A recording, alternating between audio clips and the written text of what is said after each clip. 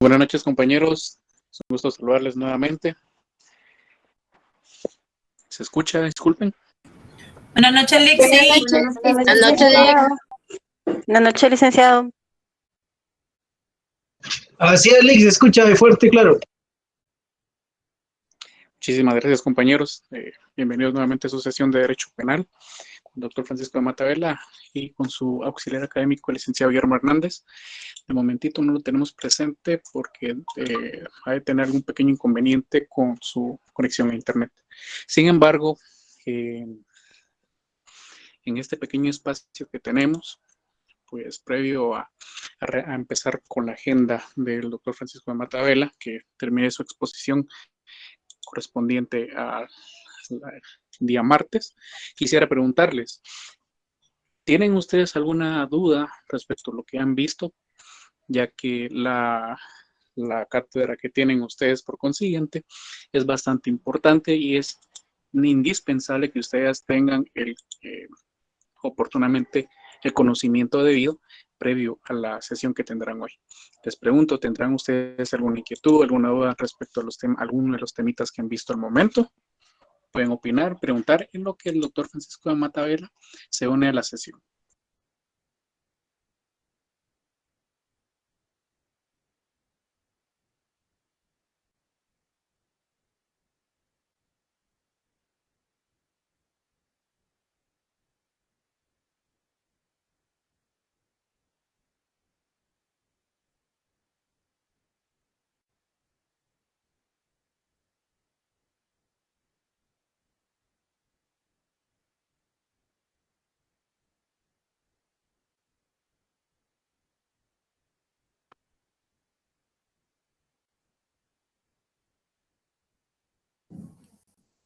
Nuevamente, compañeros, les pregunto si tienen alguna inquietud con algún temita respecto a lo que han visto hasta el momento. Es su oportunidad en lo que tenemos al doctor Francisco de Mata Vela y al licenciado Guillermo Hernández en la sesión.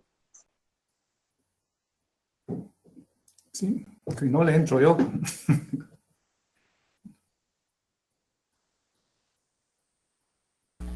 Lick, buenas noches. Una consulta. ¿Cuándo van a estar publicando las notas de nuestros parciales, Lick? Buenas noches, compañeras y compañeros. Sí me escuchan, ¿verdad? Sí, licenciado, buenas noches. Bueno, a la inquietud de la compañera le voy a decir que por reglamento nosotros tenemos 21 días hábiles para publicar notas, pero lógicamente nosotros no nos vamos con ese tiempo. A más tardar la otra semana vamos a tener las notas. Como saben ustedes, no sé si ya se enteraron de que hay una circular que está por ahí, bueno, valga la redundancia, circulando de que sí va a haber clase la otra semana. Por pregunto, ¿ya recibieron ustedes esa circular? Sí, Lick. Sí, ya la recibimos, Lick, pero no estamos de acuerdo. Por supuesto, todos somos sancarlistas ustedes y hemos estado acostumbrados por tradición que nos den la semana, pero respetamos las decisiones de las autoridades, ¿verdad? Entonces, yo considero que yo le voy a mandar a los coordinadores de grupo, pero si ustedes tienen la información, ya creo que está de más. Entonces, sí, tenemos clases el martes y el jueves de la otra semana, ya para esos días ya tienen sus notas. Vamos a dejar pendientes a los compañeros, voy a hacer la aclaración de una vez. A los compañeros que les aparezca NSP, sí tienen problema con el carnet, con el nombre o con algún problema, pero es subsanable. Entonces vamos a publicar, porque realmente queda registrado en el sistema toda la actividad que se realizó, pues porque en experiencias, ¿verdad? Hemos visto en años en el año pasado que decían, Lick, fíjese que no me aparece mi nota, yo me examiné. Entonces, en estos casos desplegamos nosotros aquí con el doctor Mejía todos los accesos y todos los movimientos y ahí se determina que el estudiante nunca ingresó, pues. Como la solicitud se hace a través de la coordinación académica y todo, a ellos se les demuestra que el estudiante nunca ingresó y después, como les digo, sí resultó, no yo, es que me confundí de curso, pues. Entonces, hay situaciones de que aquí trabajamos todo transparente, todo cabal como debe ser, pues. Entonces, en ese sentido, sí, estamos compañeros, las notas las tienen la otra semana. No se preocupen, como les dije, están muy bonitas. No sé si tienen alguna inquietud antes que el doctor de Mata ingrese.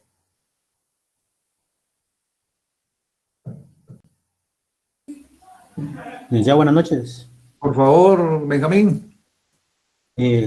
Solo con una pregunta, una consulta.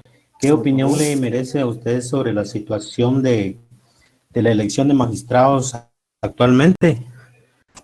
Como va, Amigo, ya. considero que podemos platicar algo.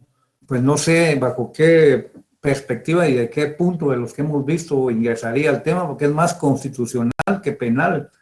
Porque recuerda que en penal todo se enfoca desde un punto de vista de ilícitos. Pero en mi caso yo no podría emitir opinión porque lógicamente soy el auxiliar del doctor José Francisco de Mata Vela y he sido su asistente durante muchos años, y independientemente que trabajo en la Dirección de Asuntos Jurídicos de la Universidad de San Carlos, que soy mandatario y he formado parte de las comisiones para la elección, pero sí le digo que sí considero que la elección se hizo conforme a las disposiciones que están reglamentadas. Si algún candidato, alguien no está de acuerdo y le afecte, tiene la opción de presentar las impugnaciones que considere correctas, pues, porque si no se las declaran sin lugar por decir que no son interesados, no tienen parte, pero ahí están las formas como se pueden impugnar en el caso de haya desacuerdo, ¿va? Entonces, en ese sentido, sí, yo considero que hasta inclusive el día de hoy hubo un acercamiento entre las partes ahí involucradas. No, yo lo que sí les pido de por favor, compañeros, ya Benjamín, solo quiero por favor, compañeros, que me contesten. Gracias. ¿Recibieron la agenda de hoy? Sí, licenciado, la recibimos, gracias. Miren pues, yo les voy a mandar. Sí, gracias. Pues, yo les voy a mandar a ustedes el chivo del curso. Les voy a extractar los elementos característicos del delito.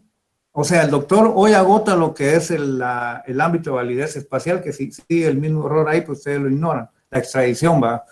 Pero vamos a entrar ya directamente a lo que es el delito. Es lo bonito de este curso. En realidad costó llegar, pero compañeros, les digo, miren, en nombre de Dios, bonito, ya llegaron a la esencia del curso.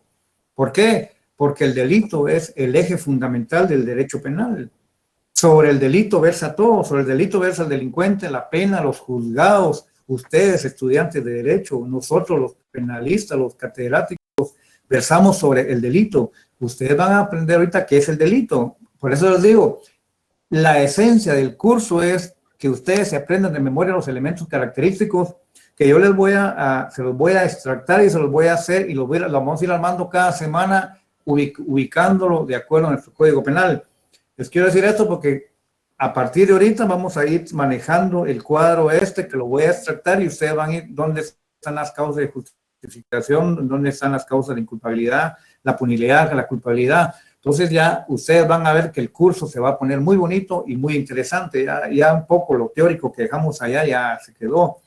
¿Por qué? Porque al principio les van a platicar a ustedes que el delito lo enfoca la escuela positivista, la escuela clásica. Algunos consideran que el delito es un pecado, que es un criterio legal o creación de la ley.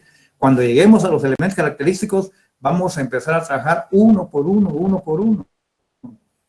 El delito se conforma por un tipo de acción o conducta humana. Y lógicamente esa acción le da vida al delito, pero hay a la par, ustedes si ven hay un elemento negativo que dice la falta de acción o conducta humana. Lo mismo es en el inciso B, dice la tipicidad. Lo típico es lo que está regulado en el Código Penal, pero también puede ser que alguna conducta no esté tipificada. Entonces ahí está la existencia del elemento negativo. Dejémoslo nosotros, todo lo que es ilegal, lo que es, estamos hablando de todos los delitos que están dentro del Código Penal, pero hay actitudes, hay acciones o conductas humanas que son atípicas. La prostitución no es delito, el suicidio no es delito, la hechicería no es delito. Hay serie de acciones que vamos a ver que a pesar de que riñen contra la ley, no son delitos, porque son atípicas, no están dentro como tales en el Código.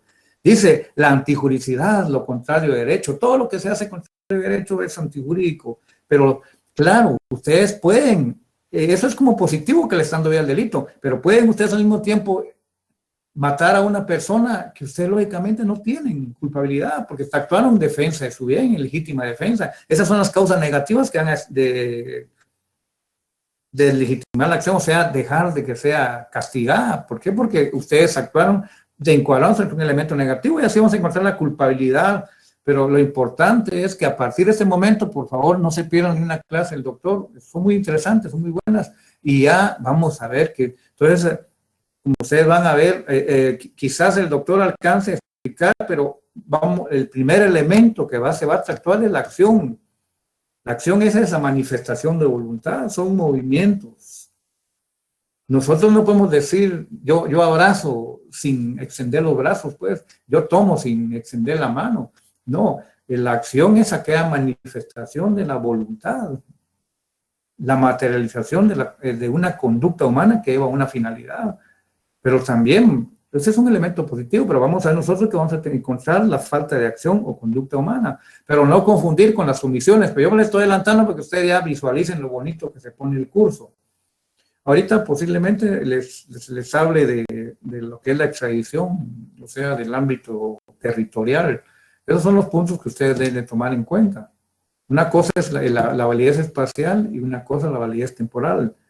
La validez espacial es la que nos toca terminar en el tema de la extradición y en cuanto a entrar a lo que es el delito. Por eso ustedes el concepto de delito, yo creo que está el doctor aquí ingresando. El concepto del delito van a ver ustedes que lo van a obtener ustedes de los elementos positivos, los elementos característicos, ustedes lo van a conformar. El típico concepto del delito es que es una acción típica, antijurídica, culpable y punible. Ese es el delito en esencia, doctrinariamente hablando. Entonces, aquí empieza lo bonito, compañeros.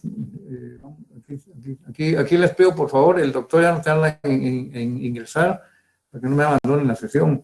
Y no sé si tienen de lo anteriormente visto, les quiero comentar, compañeros, de una vez, para que no lo vean ustedes cargadito, para que se refresh.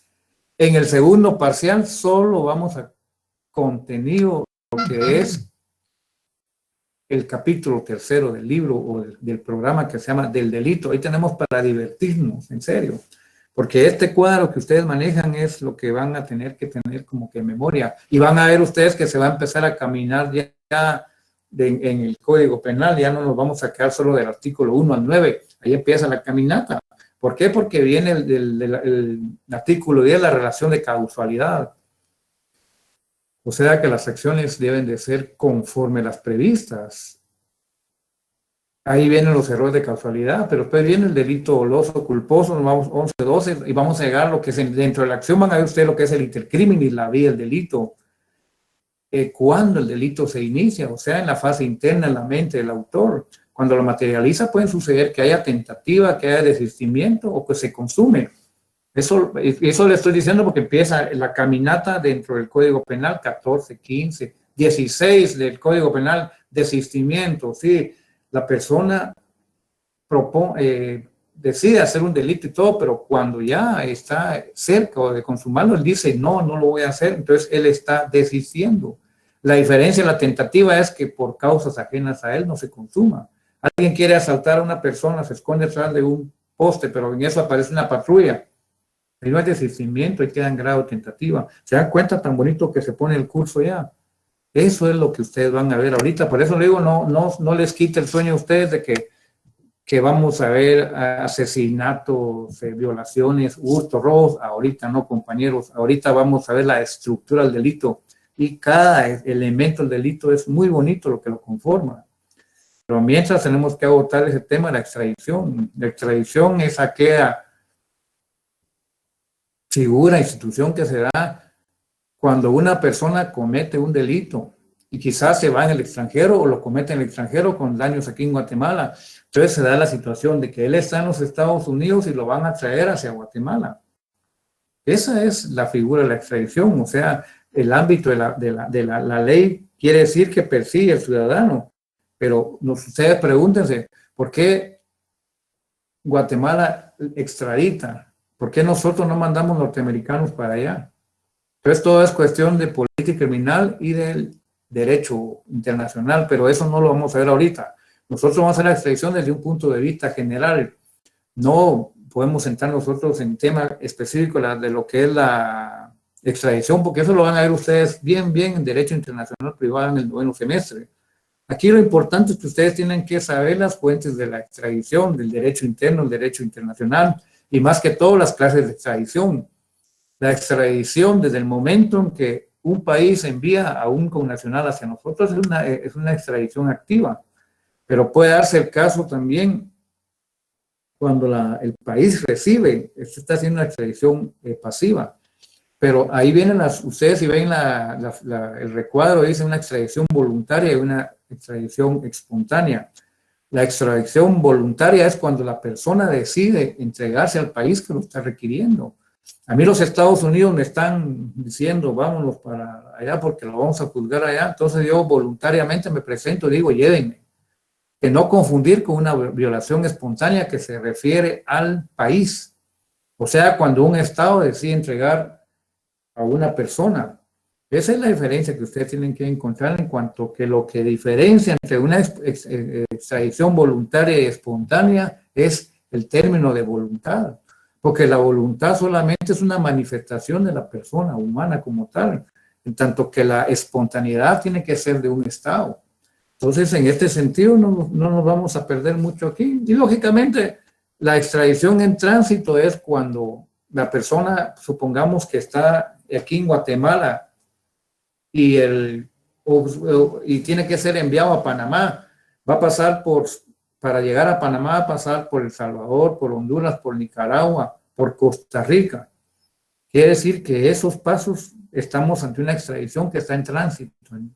Pero lógicamente, actualmente, el Código Penal, en el año que se creó y todo, ahorita simplemente lo suben a uno un avión y vuelo directo, con todas las comodidades del caso.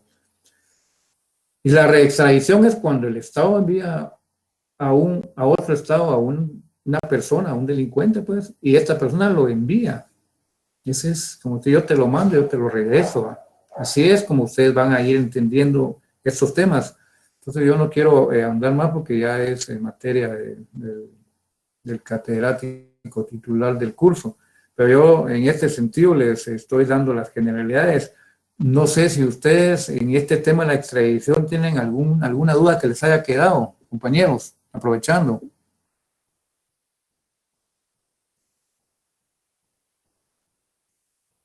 No tenemos audio. Bien, ¿Tienen alguna duda sobre lo que les ha platicado de la extradición? Hasta el momento no, licenciado. Yo tengo Entonces ya claridad. tenemos al doctor Francisco de Mata Vela, él va a ahondar en el tema. Por favor, les voy a pedir mucho de que le tengamos en cuenta los dos aspectos. Los elementos característicos del delito, positivos y negativos, es la base de este capítulo tercero, por favor. Y como les dije, es el delito, el eje fundamental del derecho penal, como el doctor lo sostiene. Y la última información, la instrucción me la dio el doctor, pero ya que ustedes tienen esa circular, de acuerdo a esa circular, si hay clases la otra semana. Entonces seguimos en contacto, compañeros. Doctor de Mata, disculpe, el tiempo es suyo. Gracias, compañeros. Muchas gracias, licenciado Hernández. Vamos a finalizar en la sesión de hoy el tema que habíamos dejado pendiente en la sesión pasada relativo a la ley penal en el espacio. Y luego pues abordamos, tal y como se los mencionó y se los adelantó el licenciado Hernández, lo relativo a la tercera parte y penúltima del programa, que es la teoría general del delito, que eso es otra cosa totalmente diferente. Pero teníamos para finalizar la teoría general de la ley penal, que es todo lo que hemos estado tratando últimamente, un tema pendiente que quedó en la sesión pasada relativa a lo que se denomina la ley penal en el espacio. Si ustedes se recuerdan, cuando planteamos la ley penal en el espacio, hicimos el planteamiento a través de una pregunta básica para que ustedes pudieran comprender. Todo lo que se relaciona al ámbito espacial de la ley penal, o sea, la ley penal en el espacio, La pregunta que plantea el problema es si puede aplicarse la ley penal de un estado, del estado de Guatemala en este caso, a casos ocurridos fuera del territorio de la República de Guatemala. Ese es el planteamiento general cuando abordamos el tema de la ley penal en el espacio. Repito, la pregunta es, ¿puede aplicarse la ley penal de Guatemala, en este caso, que es la nuestra, a hechos o a casos ocurridos fuera del territorio de la República de Guatemala? Esa es la interrogante. Y la respuesta que habíamos dado en términos generales en la clase anterior es que no. No puede aplicarse la ley penal del Estado de Guatemala a casos ocurridos fuera del territorio del Estado. Esa es la respuesta general.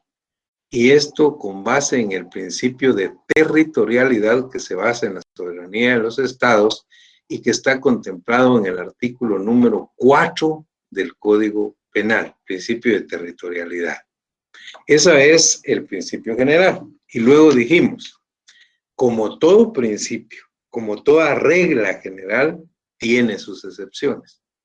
Y esta regla general también tiene excepciones. Y la excepción precisamente al principio de territorialidad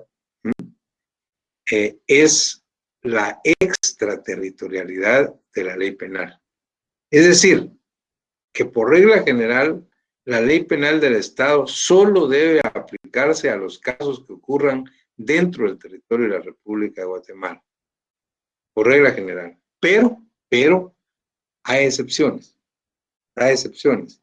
Y la excepción es lo que plantea el principio de extraterritorialidad de la ley penal. Y por el principio de extraterritorialidad de la ley penal, sí es posible aplicar la ley penal del Estado de Guatemala a casos ocurridos fuera del territorio de la República de Guatemala. ¿Cuál es el fundamento legal de esto? El artículo 5 y 6 del Código Penal. El artículo 5 y 6 son el fundamento legal de la extraterritorialidad de la ley penal, mientras que el artículo 4 es el fundamento legal del principio de territorialidad de la ley penal. Y eso fue lo que explicamos la vez anterior. Y explicábamos cuáles eran los principios que informaban o que sustentaban doctrinariamente y legalmente la extraterritorialidad. Y en aquella oportunidad les expliqué el principio de nacionalidad o de la personalidad. Les dije que este principio pues significa que la ley del Estado de Guatemala, en este caso, sigue al nacional a donde quiera que él vaya. Y esto en base a una desconfianza, a una suspicacia que tienen los estados de que aún con nacional no le guarden las debidas garantías cuando por cualquier razón es sometido a juicio en otro país. Y entonces les ponía como ejemplo el del guatemalteco que había ido de vacaciones de Semana Santa al DF, ¿se recuerdan?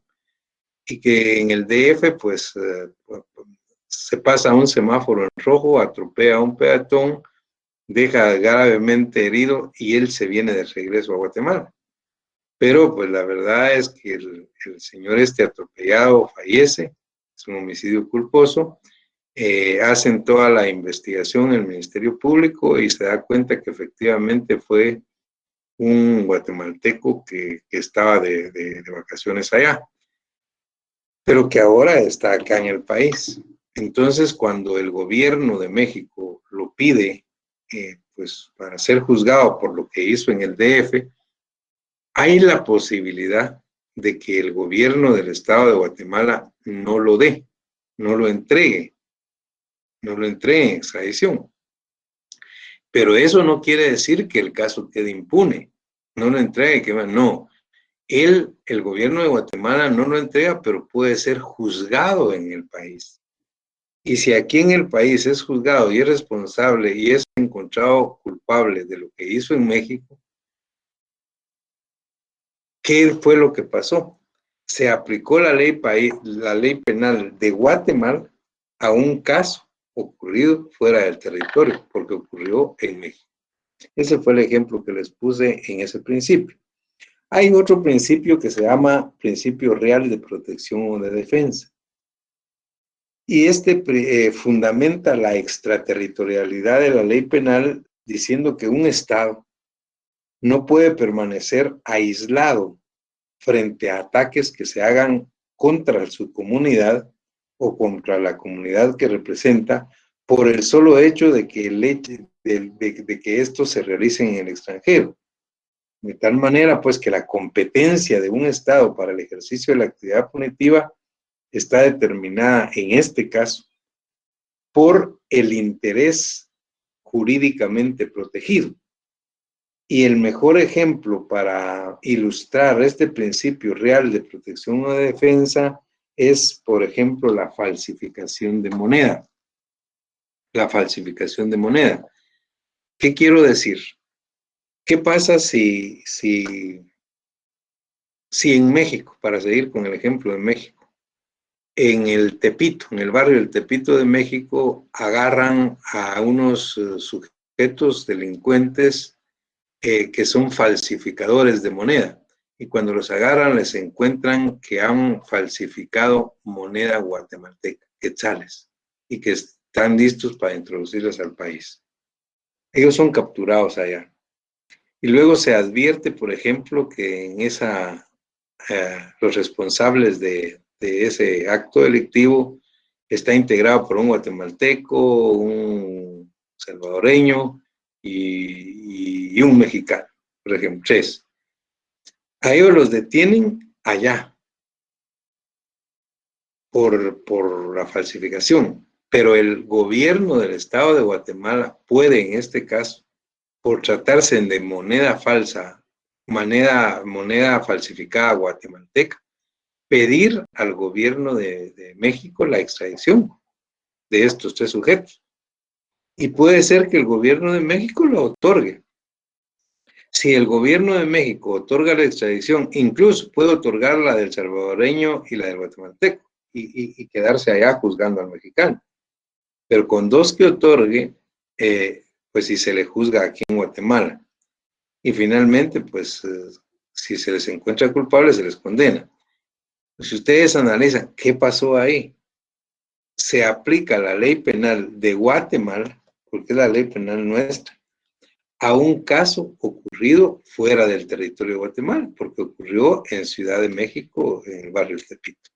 Ahí tienen un ejemplo.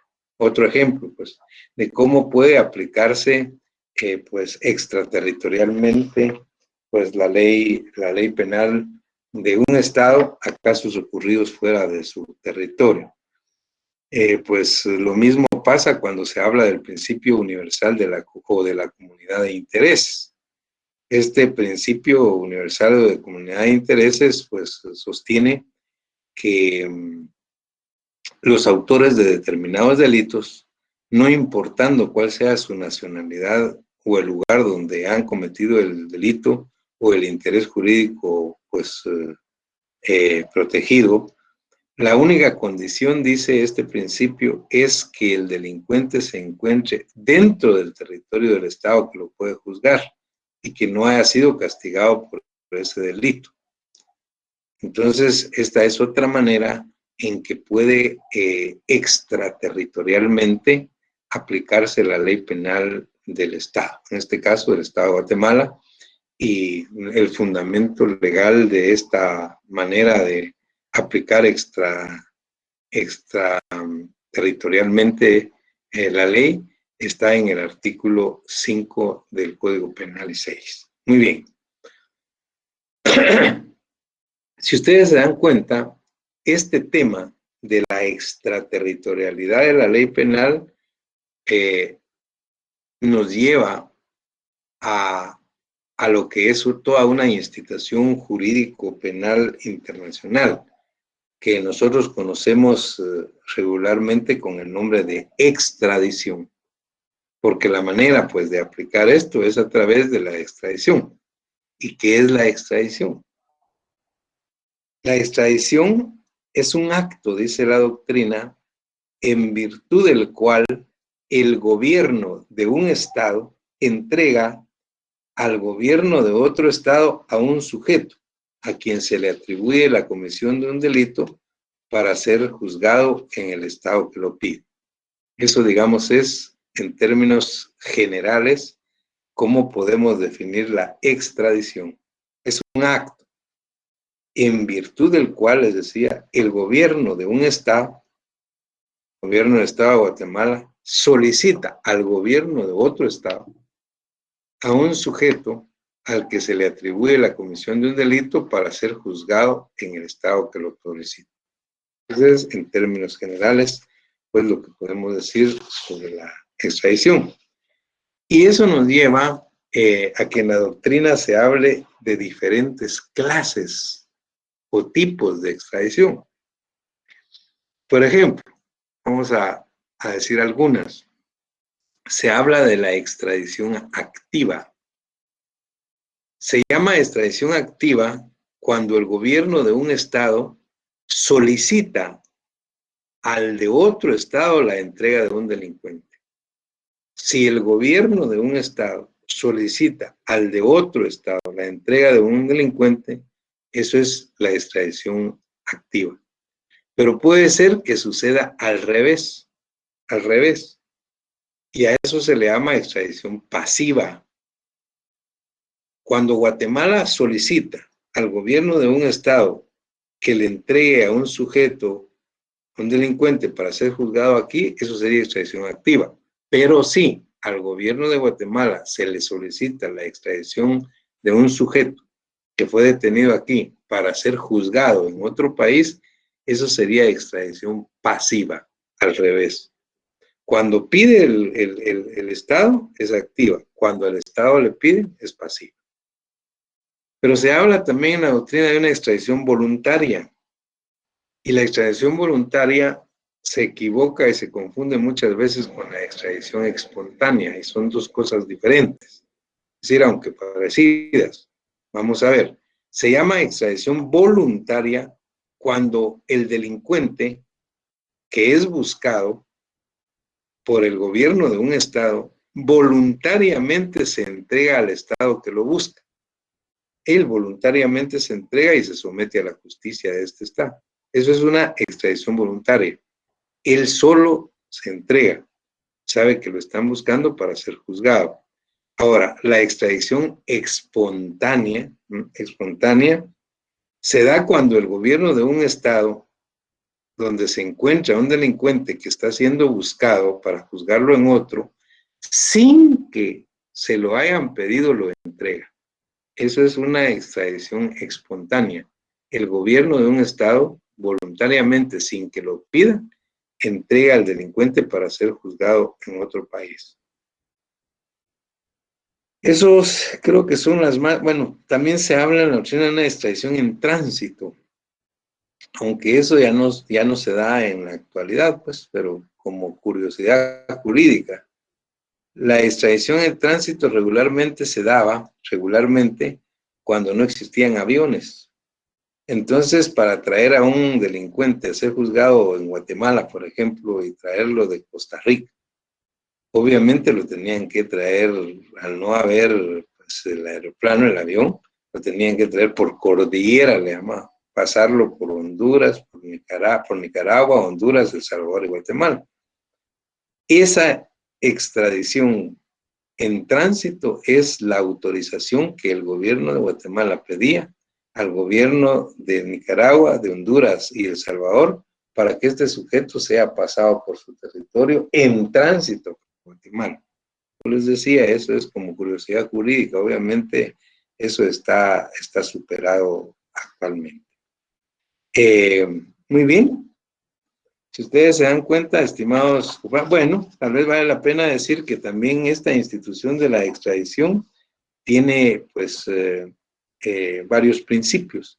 Es decir, los tratados de extradición están consignados precisamente en tratados, que son convenios internacionales entre dos o más países para llevar a cabo el proceso de extradición. Y esos convenios, esos tratados internacionales regularmente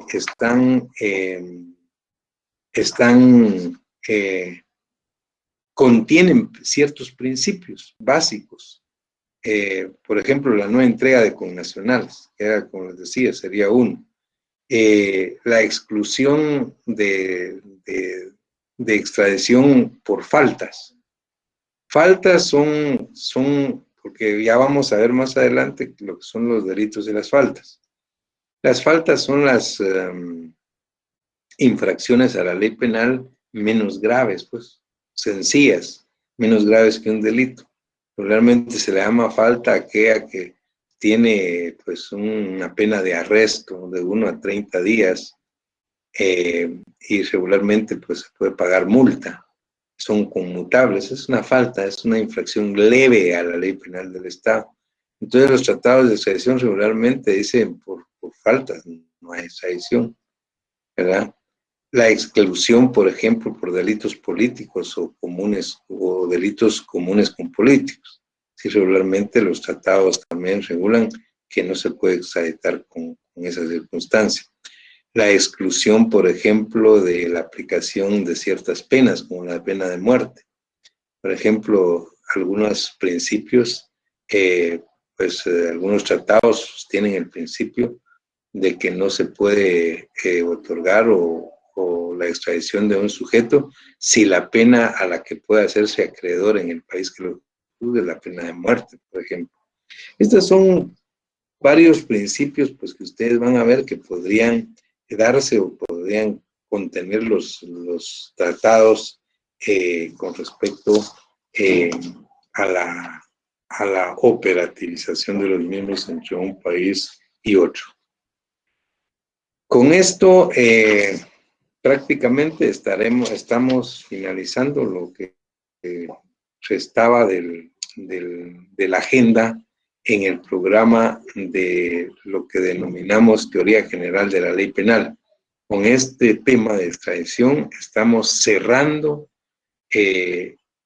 la segunda gran parte de nuestro programa, que es la Teoría General de la Ley Penal. Y tenemos ya, pues ya con esto estamos listos para entrar a la tercera parte y penúltima de nuestro programa general de Derecho Penal 1, que se refiere a la teoría general del delito.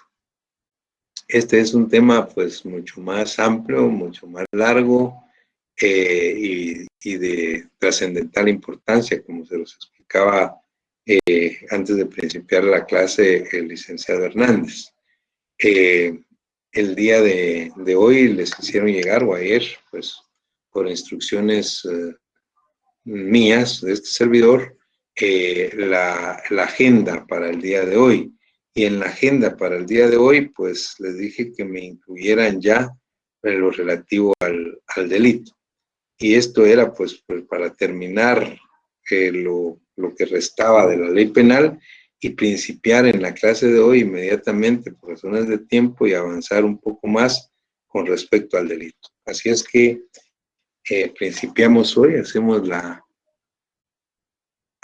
la introducción, diría yo, al estudio del delito, como ya una tercera gran parte de nuestro programa, que es la antepenúltima. Terminado todo lo relativo al delito, solo nos quedaría lo relativo a la pena y a las medidas de seguridad, y con eso estaríamos terminando el programa de Derecho Penal 1. Así es que con relación al delito, pues que principiamos el día de hoy, de acuerdo a la agenda que tenemos preparada y que ustedes ya la tienen, tenemos las distintas acepciones terminológicas, es decir, cuál es la naturaleza jurídica o qué entendemos o qué se ha entendido pues desde el punto de vista de la acepción terminológica por delito. Nosotros básicamente traemos a cuenta los postulados de las dos más importantes escuelas del derecho penal que vimos en su momento, si ustedes se recuerdan. Las dos grandes escuelas del derecho penal plantearon sus postulados respecto del delito. Y les traemos a cuenta porque eran postulados totalmente contradictorios. Por ejemplo, la escuela clásica. Recuerdan ustedes que la escuela clásica del derecho penal sostenía que el delito era un ente jurídico. Era un ente jurídico. ¿Por qué? Porque la escuela clásica incluso le mucha importancia al estudio del delito. La escuela clásica principió el estudio del derecho penal a partir del estudio del delito. Cosa que la escuela positiva lo hizo diferente. La escuela positiva no le interesó tanto el delito como tal, le interesaba más que el delito como tal, quién cometía el delito, el sujeto que lo cometía. Y más allá de eso le importaba por qué razones cometía el delito.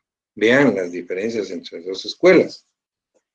En ese orden de ideas, la escuela clásica decía que el delito era un ente eminentemente jurídico.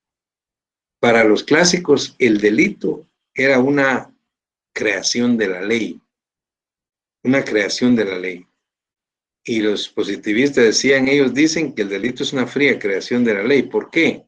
Porque para los clásicos el delito era el choque de la conducta humana, de la actividad humana, el choque de la actividad humana contra la norma penal del Estado. El Estado tiene normas jurídico-penales, por ejemplo, la norma del homicidio. Comete homicidio quien diere muerte a una persona.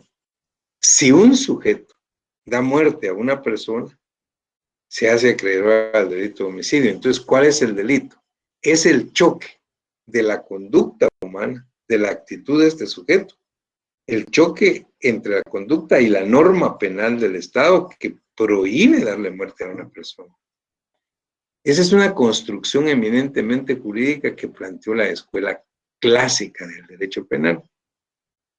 Y obviamente que tenía una razón, una justificación. Los clásicos, la escuela clásica estaba conformada por abogados. Todos eran abogados, italianos. Es más, ustedes recuerden que ellos no se llamaban escuela clásica, se llamaban escuela de juristas. Todos eran juristas alemanes, italianos. Y fue la escuela positiva la que luego después les denominó como un mote, como un apodo. Ellos son los de la escuela clásica, o sea, los pasados de moda. Nosotros somos los positivistas, los de actualidad. Eso fue más o menos 50 años después. Pero en todo caso, lo importante es ver que los clásicos eran todos juristas. Entonces, el delito, que empezaron a estudiar el delito como un ente eminentemente jurídico, como el choque entre la conducta del hombre y la norma penal del Estado. Luego llegan los positivistas y dicen, no, el delito no debe ser considerado simplemente como un ente jurídico. El delito debe considerarse como un fenómeno social, como un fenómeno natural. Y a nosotros nos interesa más que estudiar el delito en sí, estudiar a quién comete el delito, la persona que lo comete y por qué comete el delito. Entonces ellos empezaron el estudio del delincuente, a partir del estudio del delincuente. Pero ahí también hay razones suficientemente fundamentadas. ¿Quiénes componían o integraban la escuela positiva? No eran solo abogados, no eran solo juristas. Eran profesionales de diferentes disciplinas, como lo tiene hoy la criminología, era multidisciplinario. Por ejemplo, si ustedes recuerdan a César Lombroso, era médico y antropólogo, no era abogado. Rafael Garófalo sí era abogado, magistrado, jurista. Pero Enrique Ferri, otro padre de la escuela positiva, era sociólogo, un profesor, era catedrático. Vean, eran de diferentes disciplinas. Entonces ellos no partieron del estudio del delito como ente jurídico, sino partieron del estudio del delito como un fenómeno natural, como un fenómeno social, sociológico. Y la connotación se la dieron desde esos puntos de vista.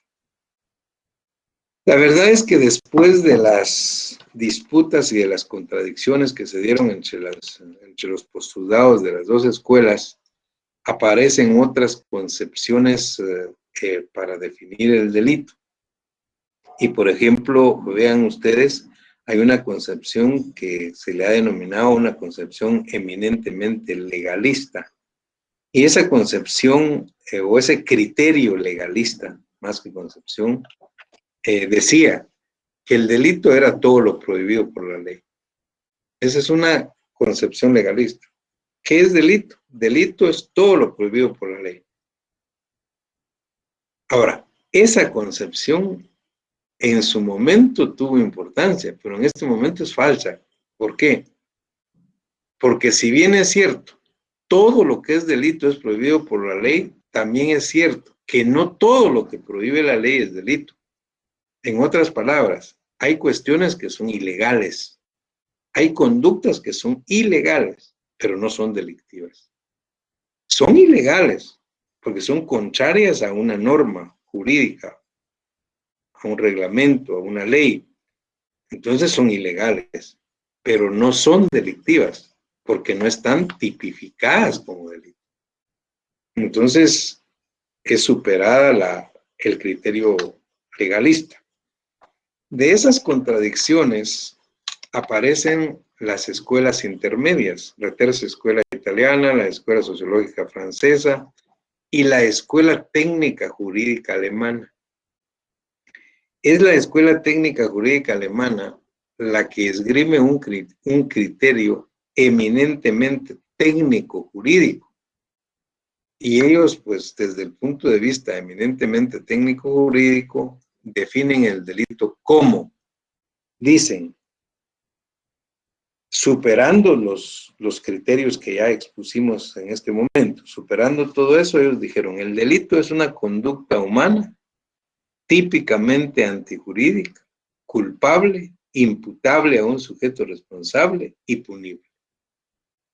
Vean qué definición pues más compleja y terminada. El delito es, fíjense bien, una conducta humana típicamente antijurídica, culpable, imputable a un sujeto responsable y punible. La definición delictiva o de delito de la corriente técnica jurídica alemana. De esa definición para efectos de enseñanza, aprendizaje en las universidades, en los programas de estudio, desde el punto de vista eminentemente pedagógico, se enlistan lo que se denominan elementos característicos del delito, que era lo que se estaba refiriendo el licenciado Hernández en la introducción, que decía, mire, los elementos característicos. Hay elementos característicos positivos y elementos característicos negativos. Esto se hizo desde aquella oportunidad y también está superado en las corrientes modernas de avanzada derecho penal, porque las corrientes modernas dicen el delito es una conducta humana típicamente antijurídica y culpable. Eso es todo para definir el delito. Pero para efectos de enseñanza, aprendizaje, nosotros todavía recordamos esa definición extensa de la teoría técnica jurídica que dice que es una conducta típicamente antijurídica, culpable, imputable a un sujeto responsable y punible. ¿Por qué? Porque de esa definición nosotros podemos extraer los elementos positivos para estudiar uno por uno, y cada elemento positivo tiene su elemento negativo. Y a la vez que estudiamos el elemento positivo, estudiamos el negativo. Veámoslos, por lo menos los dejamos por razones de tiempo, que ya son las 8, plasmados en la sesión de hoy. Por ejemplo, el primer elemento positivo de esa definición técnica jurídica es una acción o conducta humana. No estoy diciendo que es el más importante elemento, porque todos son importantes. Todos son importantes. Estoy diciendo que es el primero. ¿Por qué es el primero? Porque obviamente no puede haber un delito si no hay una conducta humana. El delito solo es producto de la conducta humana.